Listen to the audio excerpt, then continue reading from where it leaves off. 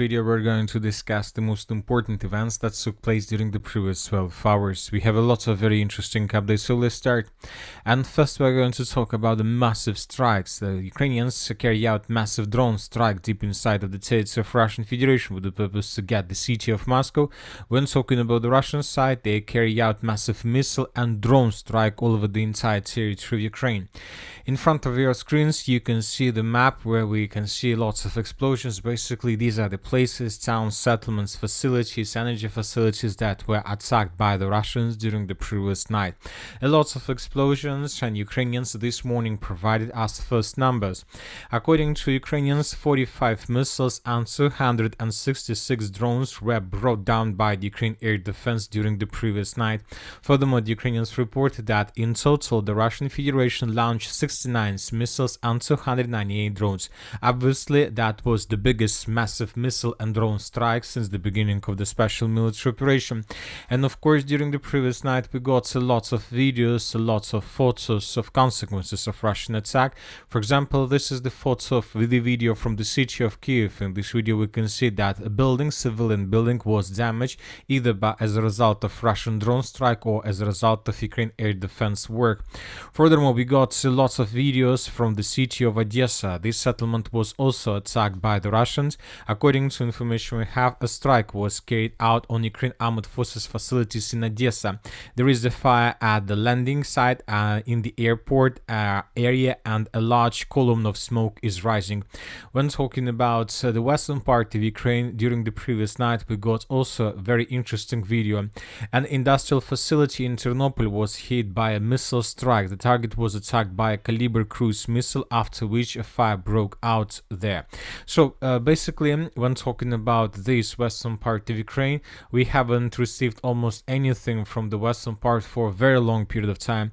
The Russians haven't bombed the western part for probably half a year or so. And now we see that the Russians resumed their attacks on the western part of Ukraine. Furthermore, we had lots of information, lots of videos from the city of Nikolaev. In this video we can see a building. The last floors of this building, as you can see, were completely destroyed as a result of Russian, most like a Kalibr strike, but the roof and 2 or 3 floors were completely destroyed. This is the same building but from another angle. As you can see, also a civilian building was destroyed either as a result of Russian missile strike or as a result of air defense. We have very interesting video from the city of Chernigov. Also, we haven't received almost anything about the city of Chernigov since the beginning of the special military operation. And today the Ukrainian sources published this video where we can see the work and the attack of Russian Iskander missile. So Ukrainians, as you can see, during the first seconds of this video were trying to probably use some air defense systems with the purpose to bring Russian missile down or maybe to destroy Russian drones, but we see that nothing helped the Ukrainians to prevent from the strike, and now we see the work of Russian Iskander. Very heavy explosion and something big was obviously destroyed in the city of Chernigov. Once again, when talking about this map, all over the entire territory of Ukraine, the strikes and explosions were recorded. Another important article was published by the Kyiv Post. Ukrainians reported that American Patriots can no longer cope with Russian Iskander missiles. The Russians managed to improve them significantly. So basically now Patriot systems are no longer effective against Russian missiles. Maybe the Ukrainians published this post with the purpose to force the Western countries to provide them something better. Currently it's very difficult to say, but obviously the situation is very critical with Ukrainian air defense. Furthermore, during the previous days, we got very interesting article published by the US intelligence. Putin still determined to win the war against Ukraine. US intelligence. The Russian president views the war in Ukraine as an existential struggle against the West, which is, in his opinion, will determine Russia's place in the world. The analysis says he wants to continue the strategy of attrition and will try to demoralize Ukrainians and reduce Western aid. The Americans say. So, which means that most likely the Russians will continue, but despite these strikes, despite the situation on the ground, today a third stage of prisoner exchange is going to take place, and tomorrow most likely this process will be finished. This prisoners exchange process will be finished, and most likely right after the Russians will provide Ukrainians their view and their understanding of the peaceful settlement of the conflict. Once again, we're talking about significant number of secure zones, lots of territories, a neutral status, and many other things. Furthermore, we got very interesting report from the commander of the US Armed Forces in Europe, Kavoli. Russia will be able to fight for at least another 2 years at the current level of losses.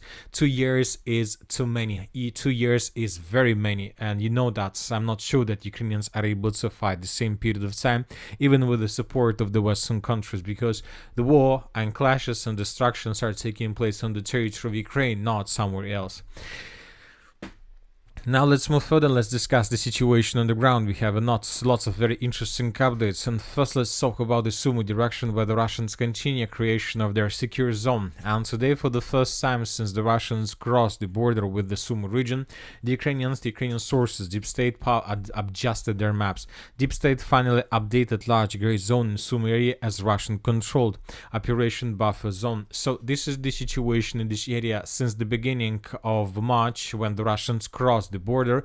The Ukrainians, for some reason, refused and rejected all updates and all information that we were receiving from this area. And just today, on the 25th of May, they made several adjustments, and now we understand, we see clearly the situation in this direction. Basically, the pro-Ukrainian sources confirmed that the Russians managed to get the village of Yunakivka from the north, and currently there are very heavy clashes. Now we start receiving lots of different analysis from different sources regarding the situation on the ground, and obviously the first thing that the Russians are going to do, of course, they will continue their pressure from the northern direction in the direction of the central part, and obviously now the Russians will reactivate their activities on the line between Belavody, Yunakivka, and further in the southern directions towards the road N07, with the purpose to cut the village of Yunakivka from supply and support. The settlement of Yunakivka is a part of Russian secure zone. Now let's move further. Let's discuss the situation in the area of Volchansk. Today, the pro-Russian resources reported that they managed to improve their position significantly in the northern part of the city of Volchansk. This was stated by the Group of Forces Center. They reported that they're about to finish the battle for the northern part, which means that most likely in the very near future the Russians will try to cross the river of Volcha and to continue offensive operation further in the northeastern part of the Kharkiv region. So we expect a huge activization of the Russians in this region. Furthermore, today we continue receiving different reports from different sources. Once again, I'll remind you that Sky News recently reported that Russia masses up to 50,000 troops on Kharkiv border. After Russian forces pushed Ukrainian troops out of the Kursk region, the remaining units of up to 50,000 troops have massed near the border with Kharkiv, Ukraine's second large city. So we are waiting for additional offensive operation from the Russian side, which most likely is going to start during the next several days. So Ukrainian sources reported that Russian full-scale offensive is going to start at the beginning of June. Now let's move further and let's discuss the situation in the Liman direction, where the clashes continue taking place. According to information we have, there are very heavy clashes on the border between Zarechno, Tarskoye, and inside of the settlement of Tarskoye itself. Once again, I'll remind you that according to Minister of Defense of the Russian Federation, the village of Tarskoye was taken by the Russians probably 1 week or so ago. But several pro-Russian resources reported that the Russians, the Minister of Defense of the Russian Federation, probably made this report too fast. According to information we have, the village of Tarskoye either in the gray zone or under complete Ukraine control. So as for now, we're not going to change anything. We're waiting for additional updates, but most likely the situation in Tarskoye is completely differs from the situation that you can see right now in front of your screens. At the same time, the Russians continue bombing and attacking the village of Zarechno. In this video, we can see another episode how the Russians managed to discover position of the armored forces of Ukraine FPV drone operators, and as a result of Ulmur strike, this position was destroyed. In the most southwestern part of the village of Zarechna, we can see how the Russians were attacking the main logistic roads of the armored forces of Ukraine, the road Ukrainians used to supply and support their forces in this area. So despite the fact that we still don't know the exact status of the village of Tarskoye, we see that the Russians continue advancing, and obviously if the village of Tarskoye is not under complete Russian control, we understand that most likely it's just a matter of time. Now let's move further and let's discuss the situation, probably the most interesting area. We are going to talk about the Kliban-Byksky pocket and the situation along N32 road. As you can see, the map has been adjusted, and the map has been adjusted significantly. So this is the map that you can see right now in front of your screens, is the situation by the beginning of the 25th of May of 2025. Let's go back a bit. Let's discuss the situation by the end of the 24th of May. So as you can see, yesterday we got report that the Russians managed to improve their positions along these three lines based on this video, where Ukrainians were attacking Russian infantry fighting vehicle with FPV drone, and this vehicle was destroyed. Based on this video yesterday, lots of mappers adjusted their maps in Russian favor.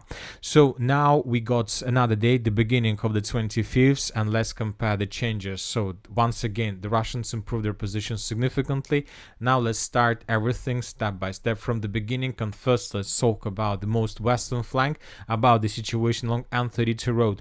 So these pockets, these territories were adjusted in Russian favor based on the video that was published by the Ukrainian sources. We're talking about this video.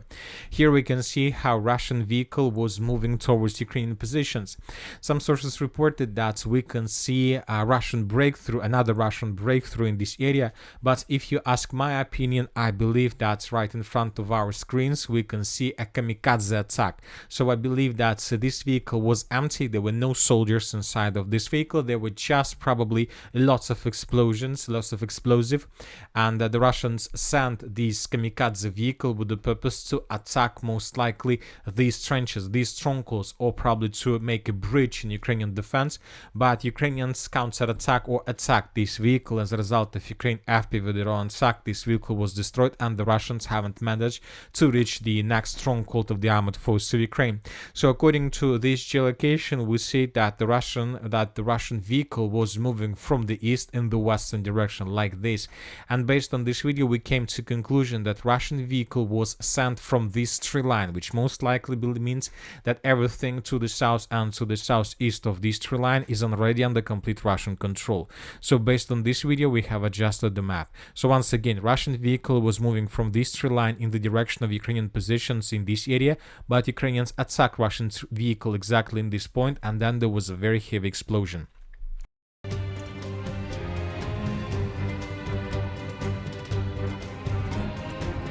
Furthermore, several mappers adjusted their maps as well, but as you can see, different mappers have different understanding of how exactly the Russians managed to get there. Some sources, like neutral sources, reported that the Russians were attacking from the southern direction with the vehicle. So as for now, probably doesn't matter, because according to information we have, the territories to the south of this dense network of the fortifications also under complete Russian control. But the only problem is that, for example, when talking about the southern attack, for example, from the south and the northern direction, there is one problem. We are talking about these anti-tank ditches. I'm not sure that a Russian vehicle with explosive were able to cross these anti-tank ditches. So that is why we believe that attack was carried out from the east. So this is the situation in this region. Obviously, huge progress, and based on this video, we can make a conclusion that the Russians began offensive operation in the direction of the village of Popov Yar, or at least in the direction of trenches and strongholds around this settlement. Furthermore, according to information we have, the Russians managed to take under complete control this complex, this stronghold, this one, between the villages of Novalenovka and, let's say, the village of Popov Yar. So based on the report of neutral mappers, we have adjusted the map in this area as well and colored this stronghold under complete Russian control. Now let's talk about the Kliban-Byksky pocket itself. We have lots of important changes. As you can see, we have lots of changes. This is the most important. Let's say about the village of Yablunovka. In this video, we can see how the Russians were attacking Ukrainian positions in the fields on their way to the village of Yablunovka. Lots of explosions, and after that, the Russians began assault operation. In this video, we can see how Russians were attacking Ukrainian vehicles, Ukrainian forces in this area along these three lines, and based on this video, we have adjusted exactly this part. So these three lines, let's say along these reserves on the way to the village of Yablunovka, were adjusted in Russian favor based on the video. Furthermore, this information later was confirmed by neutral mappers and by pro-Russian resources. And right before we started making this video, we got another video, very important video published by the Ukrainian sources, and this video still hasn't been uploaded, but there was a video where we could see lots of FPV drone attacks on Russian positions in the area of the village of Romanovka, in the most northern part and the most northwestern part, basically along this tree line. And we had the video how Ukrainians were attacking Russians in the central part of the city of Zarya. So based on this video, we came to conclusion that the Russians most likely managed to secure the village of Romanovka completely, and now the Russians are trying to enter the next true line to move further in the northern direction with the purpose to cut N20 in multiple places, and the Russians most likely managed to enter the village of Zarya from the west and to enter the central part using these true lines, and the Russians most likely managed to enter the same village from the south from this company stronghold. So as we can see based on this video that was published today by Ukrainian sources, the Russians are about to finish the battle for this territory. Currently the distance between the edge positions of the Russian forces from the western flank and the eastern flank is already less than 3 kilometers, around 3 kilometers, which is obviously nothing for Russian FPV drones and Russian complete control over this territory. So based on this video, we can make a conclusion that most likely Ukrainian forces that are currently located inside of this pocket in the most southern part of the Kliban-Byksky pocket were caught in cauldron by the Russians without any chances for evacuation. So the battle for the pocket has been finished today. Most likely Ukrainians will show some resistance. We believe that several groups, those Ukrainians who believe that they are able to escape this encirclement, will try to break through and to move further in the northern direction with the purpose to stabilize the situation around Alexandra, Kalinova and Yablunovka. So that is why during the next hours there are still going to be clashes, but this is going to be something like attempts from the Ukrainian side to escape this cauldron. And then most likely during the next day we will color the entire southern pocket. We believe that the Minister of Defense of the Russian Federation during the upcoming 72 hours will report about control over some villages from this area.